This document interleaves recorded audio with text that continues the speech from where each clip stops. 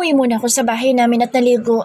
Naglagay na rin ako ng mga gamit ni Sandro sa isang bag para dalhin sa ospital at nang sa ganoon ay may bihisan siya.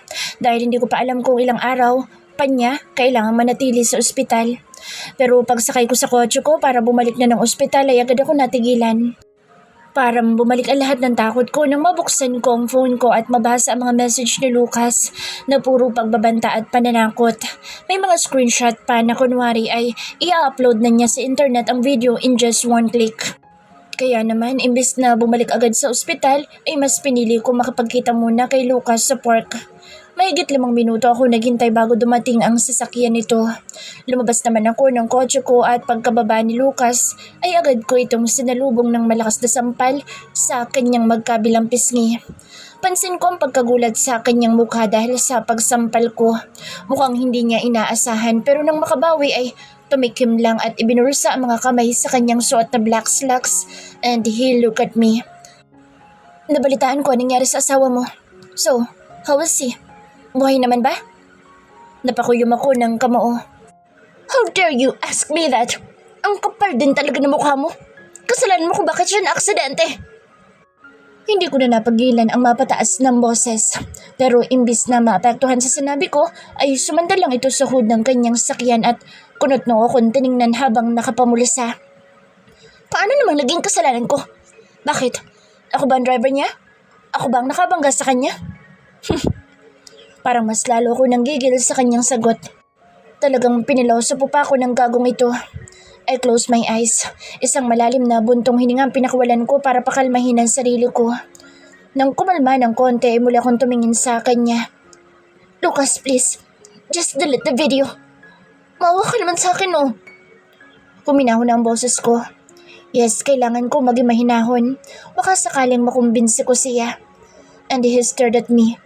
Ilang sandali niya pa akong tinitigan bago kumunot ang kanyang noo nang ma-realize ang sinabi ko. At bakit naman ako maawa sa'yo? Ikaw ba? Naawa ka sa akin? Hindi, di ba? He replied sarcastically. Nagawa pa akong irapan na tila iritado sa akin. Parang gusto ko nilang siyang sakalin sa totoo lang. Pero nagpigil lang ako. Kailangan ko siyang kausapin ng mahinahon at baka sakaling mapapayag ko siya na i-delete na lang ang video na iyon. Ano bang pinagsasasabi mo? Kailangan pa ba kitang kaawaan? For what? Papakla kong tanong na puno ng panggigigil. Chong, manhid ka yata eh. He mumbles. Inrapan pa ulit ako. Gusto mo pa bang lumuhod pa ako sa harap mo? Ha? Sabihin ba't gagawin ko ngayon din? Basta ang kapalit noon ay burahin mo lang ang video. And he chuckled. Well, I'm sorry to disappoint you, but that doesn't work. Sasakit lang ang tuhod mo just in case. Napakuyom na lang ako sa dalawa kong kamao. Kung kaya ko lang sanang bubugay ng lalaking ito ay baka ginawa ko na. Ang sarap lang lumpuhin. Napakasama.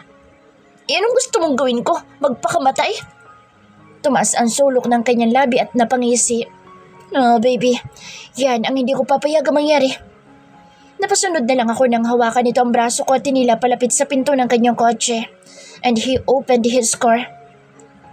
Get in. Hindi ko naman mapigilan ang mapalunok at biglang dinambol ng kaba. At bakit mo naman ako pinasasakay? Saan mo naman ako dadalhin? Utal kong tanong na sinabayan ng paglunok. No, hindi ako pwedeng sumama sa kanya.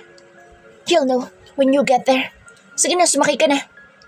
Parahas akong umiling at inagaw na ang kamay ko mula sa kanya. No, ayoko sumama.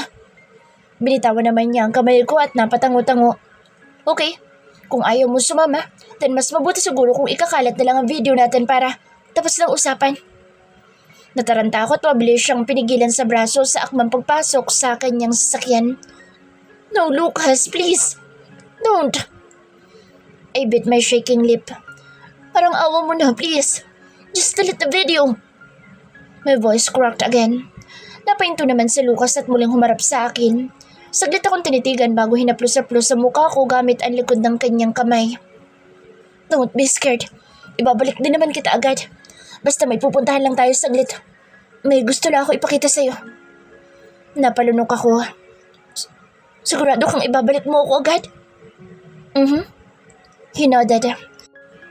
Ilang sandali ko pang tinitigan ang kanyang mukha at pinag-aralan. Mukhang seryoso naman siya sa kanyang sinabi. Kapag ba sumakay ako ng kotse na iyan, May papangako mo bang i-delete mo ng video? Yes. Para akong nabuhayan sa kanyang pagtango. Kaya naman napilitan ako sumakay sa kanyang kotse. Bahala na, total, ibabalik din naman niya ako agad. Kaya ayos lang kung sumama ako saglit. Ang mahalaga ay i-delete na niya ang video. At kapag nangyari iyon, ay matatahimik na ako. Hindi na matatakot pa sa mga pamba-blackmail niya. Pinilit kong hindi tumingin kay Lucas habang nasa biyahe kami papunta sa hindi ko alam kung saan niya ako dadalhin. Ayokong tumingin sa kanya dahil parang kumukulo lang ang dugo ko lalo na kapag nakikita ang kanyang nakakainsultong pagngisi. Ibinaling ko na ng atensyon ko sa labas ng sasakyan habang panay ang paghikab. Inaantok pa rin ako dahil sa pagbabantay kagabi kay Sandro buong magdamag at parang masakit ang leeg ko dahil sa hindi tamang posisyon ng pagtulog kagabi. Mukhang inaantok ka pa. Why don't you sleep first? I'll just wake you up when we arrive. Lucas suggested. Mukhang napansin na nito ang panay kong paghikab. Mind your own business. Mata ko to, kaya ako masusunod kung gusto ko bang ipikit o hindi. Masungit kong sagot at pinukul pa siya ng masamang tingin. And Lucas just cleared his throat. Hindi nala ako nito kinausap at nag-focus na lang sa pagdodrive. Pero gayon pa man, ay nandoon pa rin ang kakaibang ngisi sa labi. Seriously, nainsulto ako sa kanyang pagngisi-ngisi. I don't like it. Ewan ko ba pero nakakagigil tingnan. At dahil bumibigat na ang talukap ng mga mata ko sa antok, pumikit na lang ako at isinandal ang ulo ko sa upuan. Hanggang sa tuluyan na nga akong hinigop ng antok. Nagising lang ako nang maramdaman ang pagkiliti sa mukha ko na parang may kung anong malambot na bagay ang gumagapang. Pero nang imulad ko ang mga mata ko ay muntik na ako mapasinghap sa gulat nang bumungad sa akin ang gwapong mukha ni Lucas na halos maduling na ako sa sobrang lapit. At kaya naman pala makiliti dahil hinahalik-halikan lang naman niya mukha ko habang tulog. Pinagsasamantalahan yata ako ng lalaking ito. Hey baby, good afternoon. He greeted me with a big smile on his lips at talagang nagwapang nakawan ng halik ang dulo ng ilong ko. So, how's your sleep, my queen? Nalukot ang mukha ko sa narinig. Ano raw? My queen? Akala niya siguro magpapalandi pa ako sa kanya. Hindi na mangyayari iyon. Imbes na sumagot ay mas pinili kong tingnan siya ng masama. Stop smiling like a psychopath. Nairita ako sa ngiti mo. And please, umalis ka na sa ibabaw ko. Baho ng perfume mo eh. I pushed him hard, dahilan para mapaalis siya sa ibabaw ko. And he frowned. Mabilis na inamoy ang kanyang sarili. Kabango naman ako ah. I narrowed my eyes on him. Mabilis na akong bumangon pero agad ako natigilan nang may mapagtanto. Oo nga pala. Nasa kama na ako, wala na sa kotse. Nasaan na pala tayo? I asked while looking around the room. Agad na kumunot ang noo ko nang makita ang kabuuan ng kwarto. Wait, this room looks familiar. Lucas. I look at him again. Don't tell me. Yes, we're here in my yacht. He replied smilingly and opened his arms to me. Welcome back, baby. Akbang yayakapin na niya ako pero agad ko siyang itinulak at mabilis na bumaba ng kama. Patakbo ko lumapit sa bintana at mabilis na hinawi ang kurtina nito para sumilip sa labas. Ganoon na lang ang pagbuka, sara ng bibig ko nang matanaw ko ang karagatan. Oh my God! Hindi makapaniwala kong bulalas at mabilis na tumakbo ulit sa kanya. What are we doing here, Lucas? Bakit mo ko dinala dito? You'll find out later. Hinawakan niya ang kamay ko at tinila palapit sa pinto. Let's go outside and have a snack. It's already afternoon. Mas lalo ako naguluhan sa narinig. Afternoon? Dahek, napahababa ang tulog ko. Sa pagkakaalam ko ay mga around 10 a.m. pa lang nung nasa sasakyan kami. Pero bakit hapon na agad ngayon? Shit, may nangyayari yatang mali. Nagpatiano na lang ako sa kanyang paghihila palabas ng cabin. Pero paglabas namin ay hindi ko inaasahan na makikita ko ang kanyang mga kaibigan na sina Dash, Colin, Ivan at Aris. Nakaupo silang apat nang magkakahiwalay sa couch at mukhang nagre-relax dahil may wine at red wine pa. At nang makita kami ni Lucas ay sabay-sabay na sumilay ang kanilang mga ngisi. Hi Jessica, long time no see. Agad na bati sa akin ni Ivan at talagang kumindat pa. Welcome back, Mrs. De Lucas. Pagngisi naman sa akin ni Dash at itinaas pa ang wine glass bago sumimsim ng laman nito. Sina Aris at Colin ay ngumisi lang at binati lang ako sa pamamagitan ng pagkindat. Hindi naman ako makapaniwala sa bumungad sa akin. Mabilis ko nang inagaw ang kamay ko kay Lucas at muli itong hinarap. What's the meaning of this, Lucas? Bakit mo ko dito dinala? Akala ko ba may pakikita ka sa akin? Pero bakit tayo nandito sa dagat? I freaked out, but Lucas just shrugged. Ito na nga yun, baby. Ito na ipapakita ko sa'yo. He smiled. Look there. Inuso niya ang sunset bago mabilis na pumasto sa likuran ko, sabay yakap sa bewang ko. Gusto ko mapanood ulit ang paglubog ng araw kasama ka. Sa ngayon ay dito na muna tayo titira pansamantala. Saka na lang kita ibabalik sa lolo mo kapag okay na lahat. Pakiramdam ko ay nag-akyatan lahat ng dugo ko sa katawan papunta sa ulo ko. Malakas ko nang binaklas ang kanyang braso sa bewang ko at agad na humarap sa kanya bago walang sabi-sabi siyang sinampal ng malakas sa kanyang pisngi. How dare you fool me? You liar! Malakas kong hinampas ang kanyang dibdib. Ibalik mo na ako sa amin, ngayon din. Pero mabilis niyang pinigilan ang braso ko sa paghampas sa kanya at ngumisi sa akin. Bakit ka kasi nagpapaniwala agad? Lesson learned, baby. He softly touched my face, pero mabilis kong tinabig ang kanyang kamay na kanya lang na ikinatawa. Sa susunod kasi, huwag ka maniniwala ng basta-basta para hindi ka maloko. Dumarami pa naman ng mga scammer ngayon dito sa ating mundo. Right, dude? He asked his friends. Yeah, you have a point, Lucas. Sagot ng kanyang mga kaibigan. Tila mas lalo naman ako nanggigil. You're right. At isa ka na doon. Walang hiya ka. Napakasinungalin mo. Wala kang kasing sama. Akmang paghahampasin ko ulit ang kanyang dibdib pero mabilis niyang nasalo ang kamao ko at napigilan. Well, I have no comment. Feel at home, baby love. Natatawa niya pang hinalikan ng ilong ko bago ko binitawan at mabilis na naupo sa tabi ng kanyang mga kaibigan. Let's drink. Kailangan ko magpakalasing ngayon para makatulog agad mamaya. Mukhang galit na naman sa akin ang misis ko. Napatawa naman ang apat na lalaki. Mabilis na dinampot ni Ivan ang wine at sinalinan pa siya. Masyadong tigrang misis mo, Lucas. Mukhang mahirapan kang paumuin. Ivan said while laughing. Napangisi naman si Lucas sa sinabi ng kaibigan. Oh, come on. I can seduce her later. Ang kailangan ko lang ngayon, pampalakas ng loob. And he raised his glass. Cheers! Sabay-sabay na maitinaas ng apat na lalaki ang kanilang mga wine. Cheers! Hindi na nila ako pinansin at nag-inuman na lang.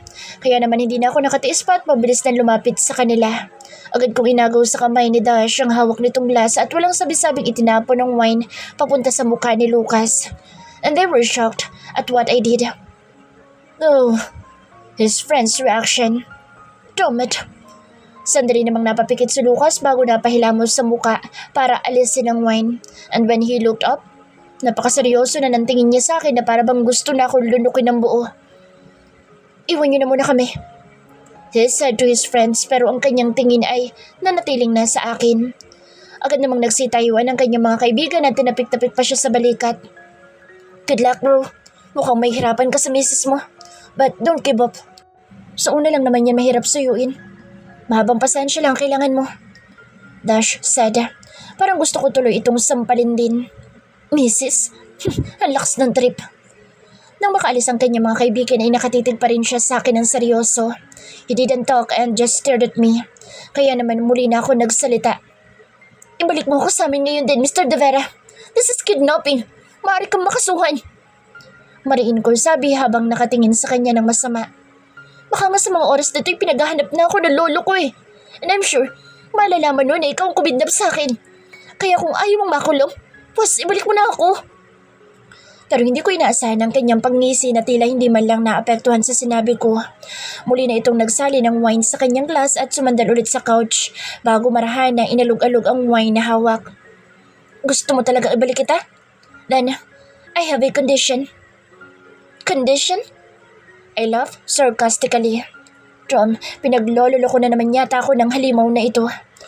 Napahawak na ako sa sarili kong bewang at malakas na napabuga ng hangin dahil sa panggigigil. At kailan pa matutupad yung mga kondisyon mo kung hindi ka naman tumutupad sa usapan? You asshole! I yelled. Parang umeko pa sa tahimik na karagatan ng boses ko. Pero isang hisi lang ang sumilay sa kanyang labi at muling sumimsim ng wine sa kanyang glass bago sumandal sa couch na kanyang kinauupuan saka sumagot ng seryoso sa akin. Let me get you pregnant, Jessica. My lips parted. What? What did you just say? Magpabuntis ka sa akin. At kapag nangyari iyon, saka kita ibabalik sa inyo. I was speechless by what I heard. Magpabuntis sa kanya? Hindi kaya yun ang naisip niyang paraan para sirain na ako dahil kulang ang sex video namin para tuluyan na niya ako masira? Sa isiping iyon na hindi ko mapigilan ang makaramdam ng takot sa akin dibdib. Of course, I'm already pregnant at walang iba kundi siya lang naman ang ama nitong pinagbubuntis ko. Pero tingin ko ay hindi ko ito pwedeng sabihin sa kanya. For sure, iba-blackmail niya na naman ako. Ang kailangan ko lang gawin ngayon ay i-delete ang video sa kanyang phone. Kailangan kong humanap ng shampoo para magawa iyon. Ngayon ay nakaharap na kami sa dining table na nandito din sa loob ng yacht. Kaming dalawa na lang ni Lucas ang tao rito sa yacht dahil ang kanyang mga kaibigan ay umuwi na. Nagluto lang pala ang mga ito kaya pumunta at tumulong sa paghahanda sa romantic dinner namin.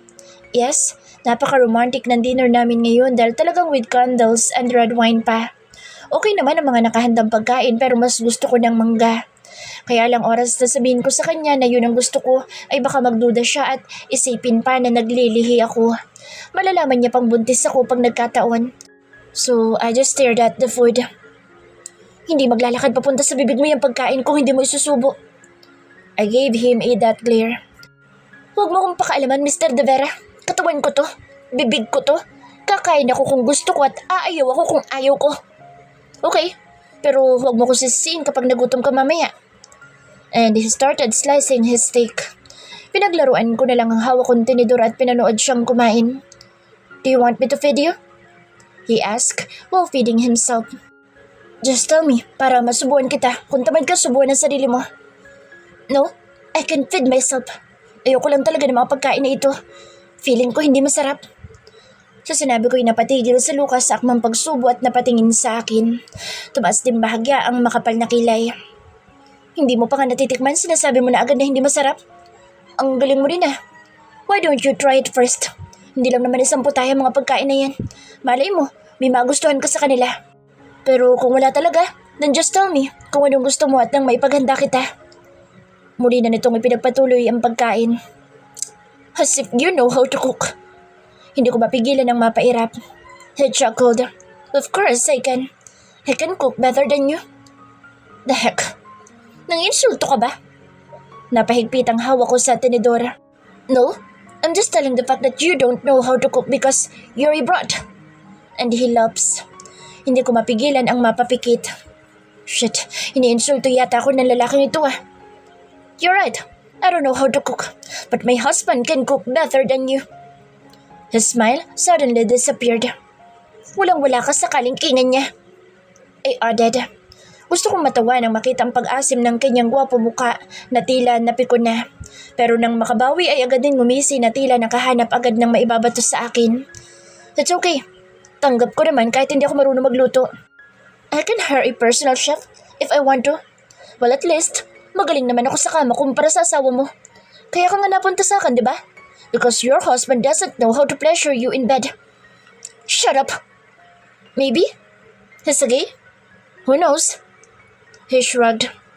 How dare you? Hindi ba din ang asawa ko, ha? Napatayo akong bigla. And Lucas smiled. Oh, ba't galit ka? I was just joking. Pero pikon ka na agad. Oh, come on, baby. Don't be mad. Just sit and eat. No, ayoko na. Kumain ka mag-isa mo. Hindi ko na siya hinintay pang muling makapagsalita at mabilis na akong umalis. Iniwan na siya mag-isa sa table. Dumiretso ako sa room at muling nahiga sa kama. Pagkapasok, naiinis ako sa kanya. Ewan ko ba pero parang andali yatang kumulo ng dugo ko ngayon. Totoo nga sinasabi ng iba na mainitin ang ulo kapag naglilihi. Wala pa 5 minuto akong nakahiga sa kama nang pumasok na si Lucas na may bitbit na tray ng pagkain. Inis ko itong inirapan at tinalakuran ng higa. Rinig ko ang paglabag nito ng tray sa bedside table at hanggang sa lumundo na ang kama. Hey baby, are you mad? Okay, I'm sorry, I was just joking. Naramdaman ko na lang marahan na paghaplos ng kamay nito sa ulo ko. Dinala na kita ng pagkain dito. Come on, get up. Susubuan na lang kita. Huwag ka na magalit pa. Napasimangot ako at tumarap na sa kanya. Mas gusto kong kumain ngayon ng mga matitigas na pagkain. Matitigas? Isang pilyong ngiti ang sumilay sa kanyang labi. Nagsalubong naman ang mga kilay ko. Oh, Anong klaseng ngiti yan? Bigla naman itong naging seryoso at napatikim. Ano bang pagkain ang gusto mo? I let out a sigh. Ay, paano ko ba sasabihin na gusto ko ng mangga? Baka mahalata ng lalaking ito. Never mind. Hindi naman ako masyadong gutom. Sa kanila ako kakain kapag naibalik mo na ako sa amin. Biglang sumeryoso ang kanyang mukha sa sinabi ko. That won't happen. I already told you my condition. Kapag hindi nangyari yun, pues, tatanda tayong dalawa rito sa yate. And he got off from bed. Pagkababa ng kama ay ibinulsan niya ang kanyang mga kamay sa suot na slacks at tinignan na ako ng seryoso. You know what? Hindi ko rin mahulaan minsan na ugali mo. Stop acting like a child, Jessica. Hindi ka na bata. Paminsan-minsan ay subukan mo rin mag-mature. Hindi yung pinapairal mo nalang palagang pagkaisip bata mo. He got out and left me speechless. Parang nasakta naman ako sa kanyang mga binitawang salita. Napasimangot na lang ako at inabot na ang kanyang dalang pagkain. 30 tayo nakalagay sa tray kasama ng steak. But I don't like eating it. Sandali ko pang inamoy-amoy ang 2 putahe na parang may halong ketchup yata ang isa or what. Hindi ko alam kung anong klaseng dish ba ito but it looks like caldereta, if I'm not mistaken. Nang maamoy na okay naman ito ay dinampot ko na lang ang kutsara at inumpisahan ng kumain habang nakaupo sa ibabaw ng kama.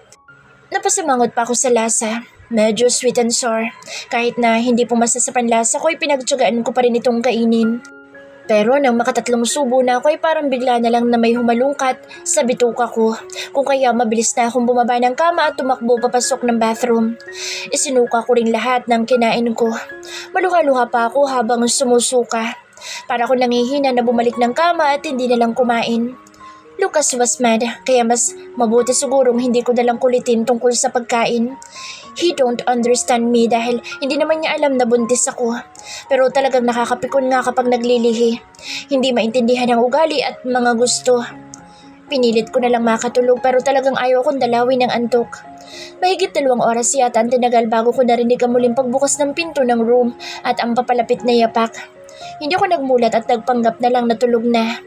Dinig ko pa ang kanyang pagpapakawala ng malalim na buntong hininga na parabang tinitigan ako saglit pero after a few minutes ay dinig ko na ang pagbukas ng pinto ng bathroom hanggang sa lagaslas na ng tubig ang naririnig ko mula sa loob. He take a shower, I guess. Sa kakapilit ko sa sarili kong matulog ay tuluyan na nga akong hinila ng antok. Nalimpungatan lang ako nang maramdaman ng pag-angat sa aking ulo at pinahiga sa matigas na braso. At tuluyan na ako napamulat dahil sa matapang na amoy at para ako nasusuka sa sobrang bango. Stop hugging me! I pushed him. Parang nagulat naman si Lucas sa ginawa ko pero agad din bumuntong hininga. I'm sorry. No! Don't touch me! Ang baho mo eh! Napatakip na ako sa aking ilong at lumayo sa kanya. Umatras sa aking likuran. Isang seryosong tingin na ibinigay niya sa akin. Kakaligo ko lang, kaya paano ako naging mabaho? Halata na sa kanya mukha na parang napipiko na sa akin. I don't like your smell. I told you magpalit ka ng perfume mo. Sagot ko habang takip ang ilong. Saglit niya pa akong tinignan bago bumaling sa iba at bumuga ng hangin. Nang tingnan niya ako ulit ay mahinahon na naman ang kanyang mukha pero nandoon pa rin ang pagkaseryoso. Okay, so anong pabango naman ang gusto mong gamitin ko? Mas gusto ko yung katulad kay Sandro. I like his scent. It relaxing my mind. Sa sinabi ko ay bigla na lang umigting ang kanyang panga at nagulat na lang ako nang pagkadampot ng unan ay inis nitong binalibag. Sabay bangon. Bullshit! Bakit ba palagi na lang yung lalaking yun ang iniisip mo? Can you just forget him? Pati amoy niya gusto mong gayahin ko? That's bullshit, Jessica! Hindi na nakakatuwa! He shouted at me. Nabigla ako sa lakas ng kanyang boses. Kung kaya napasibangot ako at bumangon na rin. Imbes na sumagot sa kanya, isang masamang tingin lang ang binigay ko at patakbo na lumabas ng room. I heard him calling my name pero hindi ko na pinansin pa. Diretso na akong tumakbo palabas ng yacht. Hindi ko na napigilan na mapaiyak paglabas ko at napahawak na lang sa may deck ng yacht. Hanggang sa bigla na lang na may humablot sa braso ko dahilan para mapaharap ako. Ano? Nagdadrama ka? Pinagsabihan lang kita umiiyak ka na agad? Are you kidding me now, Jessica? Lucas shouted at me again. Umeko pa sa tahimik na kargatan ang kanyang boses. Inis ko namang inagaw ang braso ko mula sa kanya. I hate you! Kung hindi mo kayang tiisin na ugali ko, pues balik mo na lang ako sa asawa ko. Hindi yung sinisigaw-sigawan mo ko. Damn it! Inis itong napahagod sa kanyang buhok at muli akong tiningnan. Paano kita hindi masisigawan kung ganyan ka? Hindi ko kayang hulaan kung ano gusto mo. Ako itong kasama mo pero yung asawa mo pa rin ang bukang bibig mo. I sobbed. Hindi mo kasi ako naintindihan eh. Nagiging ganito lang naman ako dahil... I bit my lip. No, hindi ko pwedeng sabihin. Na ano? Na namimiss mo ang asawa mo kaya lumalala yung pagiging-isip bata mo at hindi maintindihan pag-uugali. Ganun ba ha? He mocked. Sabagay, kailan ka nga ba naging mature? Mula nang makilala kita, ay ganyan ka na. Iniisip mo lang ang sarili mo. Kung anong gusto mo, ay yun ang sinusunod mo. Wala kang pakialam sa damdamin ng iba dahil ayos lang sa'yo makapanakit ka basta masaya ka sa ginagawa mo. But you're too much, Jessica. Dapat sa una pa lang ay hindi mo na ako nalapitan kung hindi mo naman pala ako kaya pahalagahan. Shut up! Hindi ako ganoong klaseng tao, Lucas! I yelled back. Kaya lang naman ako nagiging ganito dahil ba ayaw mo sa akin, ganun ba? Isang pagak na pagtawa ang kanyang pinakawalan at muli akong tinignan ng seryoso. Itong tandaan mo, ikaw ang unang lumapit sa akin, Jessica. Kaya kasalanan mo kung nasan ka man ngayon. Kung ayaw mo sa akin, pues, manigas ka. Mananatili ka dito hanggat gusto ko. Mabilis na akong tinalikuran ito. Kaya naman hindi ko na napigilan ang sarili ko. Bahala na. I'm pregnant, Lucas! Buntis ako at ikaw ang ama!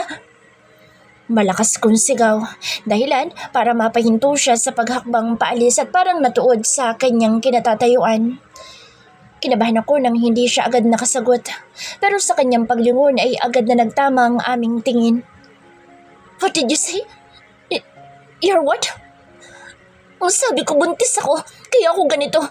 Pero hindi mo ko naiintindihan palibhasa kasi wala kang idea kung paano maglihi. I shouted again. Nakasimangot pa rin ako sa kanya na parang naiiyak na naman. Lucas' expression suddenly changed.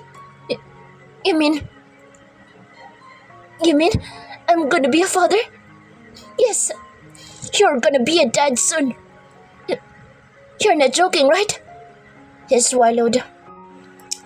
I'm serious. The condition you wanted is currently happening. I'm already pregnant, Lucas. Kaya dapat ay ibalik mo na ako tulad ng pangako mo. I gasped when he suddenly hugged me. Hindi ko na natuloy pa ang dapat ko sabihin nang sa isang iglap ay namalayan ko na lang na nakatayo na pala siya sa harap ko at mabilis akong kinilabit papunta sa kanyang katawan.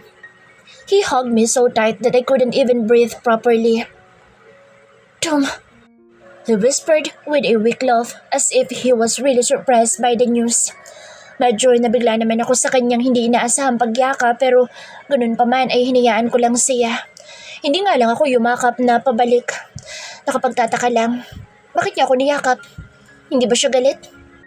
After a few moments, nasa wakas ay unti-unti na niya akong pinakawalan. And he finally looked at me again.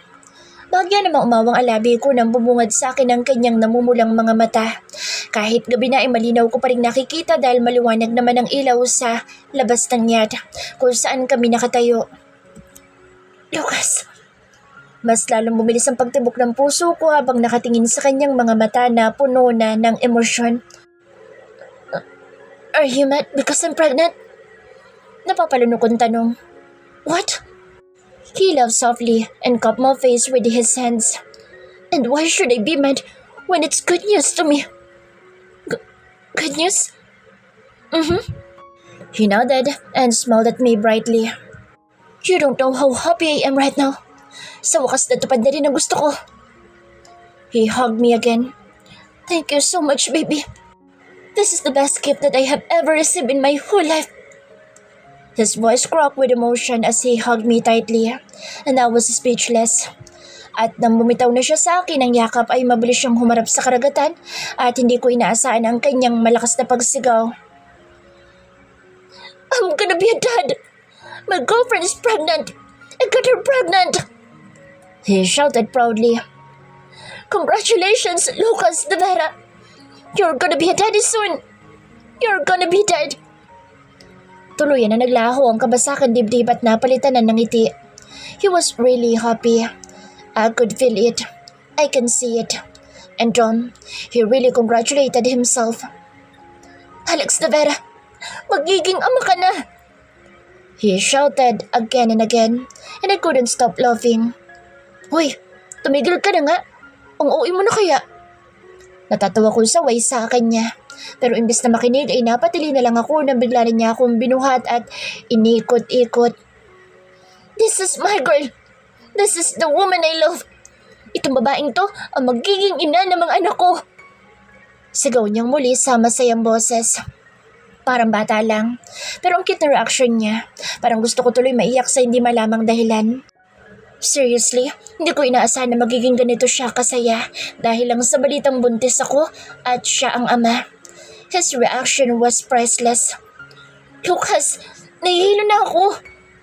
Natatawa ko reklamo habang nakakapit sa kanyang leeg. Tumigil naman siya sa pag-ikot-ikot at ngumiti sa akin pero bigla na lang nitong pinaulanan ng halik ang buong mukha ko dahilan para mapahagikik na naman ako.